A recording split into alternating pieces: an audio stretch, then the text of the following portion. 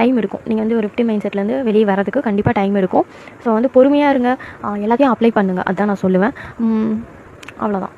So வந்து first என்னென்னா இதெல்லாம் ரெக்கக்னைஸ் பண்ணி உங்களை நீங்கள் மைண்ட் செட்டை வந்து சேஞ்ச் பண்ணிக்கோங்க.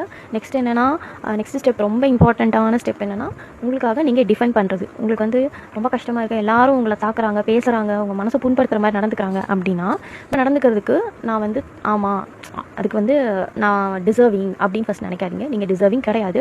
அதனால் பவுண்ட்ரி செட் பண்ணுங்கள், டிஃபெண்ட் பண்ணணும். ஓகே, உங்களுக்காக நீங்கள் பேச ஆரம்பிக்கணும், வாய்ஸ் அவுட் பண்ணணும். அண்ட் தென் வந்து உங்கள் எனர்ஜியை ப்ரொடெக்டடாக வச்சுக்கணும். ஸோ இந்த மாதிரி அடுத்தடுத்து நிறைய ஸ்டெப்ஸ் இருக்குது. நான் வெறும் ஃபஸ்ட்டு ஸ்டெப்பு மட்டும்தான் சொல்லியிருக்கேன், ஒரு ஃபஸ்ட் எய்ட் மாதிரி. இந்த வீடியோ ஃபுல்லாகவே ஒரு ஃபஸ்ட் எய்ட் மாதிரி தான். நீங்கள் ஃபஸ்ட்டு அதை ரெக்கக்னைஸ் பண்ணுறதுக்கு மட்டும்தான் ஹெல்ப்ஃபுல்லாக இருக்கும். அடுத்த வீடியோ என்ன அப்படின்னா நான் வந்து how to set boundaries, how to protect your energy, how to defend for your self, அந்த மாதிரி. ஸோ அந்த மாதிரி இருக்க நெக்ஸ்ட் வீடியோவில் நான் அந்த இதெல்லாம் கொடுக்குறேன்.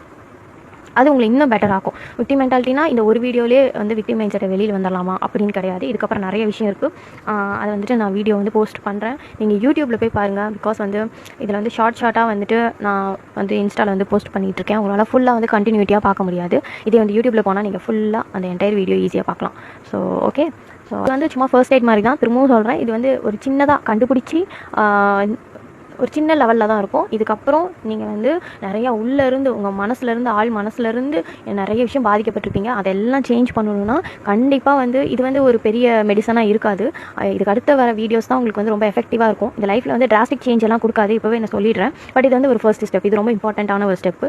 இது வந்து ஒரு ப்ரெப்பிங் மாதிரி தான், சரியா? இதெல்லாம் பண்ணிவிட்டு ஒரு பெட்டர் ஸ்டேஜில் இருப்பீங்க. அதுக்கப்புறம் நீங்கள் வந்து ஏன்னா இப்போ வந்து நீங்கள் சடனாக பவுண்டரி செட் பண்ணுறீங்க, சடனாக வாய்ஸ் அவுட் பண்ணுறீங்க, டிஃபெண்ட் பண்ணுறீங்க, உங்களுக்காக பேசுகிறீங்கன்னா உங்களை சுற்றி இருக்கவங்களே உங்களை நம்ப மாட்டாங்க, என்ன ஆச்சு உனக்கு அப்படின்ற மாதிரி இருக்கும். ஸோ ஃபஸ்ட்டு இதுதான் இனிஷியல் ஸ்டேஜ்.